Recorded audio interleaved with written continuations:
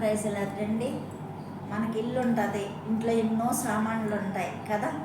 ఆ ఇంటికి ఏముండాలా, ఆ ఇంట్లో ఏముండాలా, ఆ ఇంటికి మనం బయటికి వెళ్ళేటప్పుడు ఆ ఇంటికి ఏముండాలంటే లాక్ ఉండాలి కదా.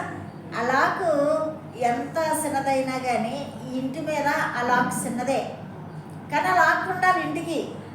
ఇంటికి కాపుదల కావాలంటే ఆ లాక్ కంటే ఇంకా చిన్నది ఉంటుంది, అదేంటంటే తాళం. ఆ తాళం ఇంకా చిన్నది, ఇంటికంటే చిన్నది లాకు, లాకు కంటే చిన్నది తాళం. ఈ తాళము ఇంటికి లాకు లేకపోతే ఇంటికి కాపుదల ఉండదు కదా.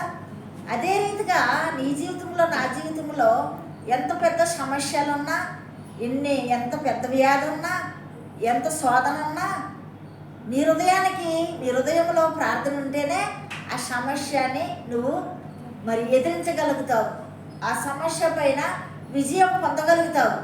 ఆ యొక్క తాళం అనే ప్రార్థన మన దగ్గర లేకపోతే మనకి ఎంత ఆస్తున్నా, నువ్వెంత ఎంత పెద్దవాడువైనా, ఎంత మంచివాడువైనా వేస్ట్.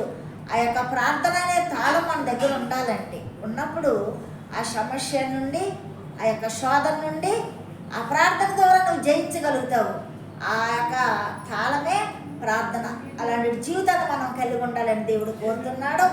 ఈ పరిశుద్ధ వాక్యం దేవుడు దీవించుగాక. సబ్స్క్రైబ్ చేయండి, లైక్ కొట్టండి, మీ స్నేహితులకి షేర్ చేయండి. అన్న మినిస్టర్ గురించి మీరందరూ ప్రార్థన చేయండి. ఆమేన్.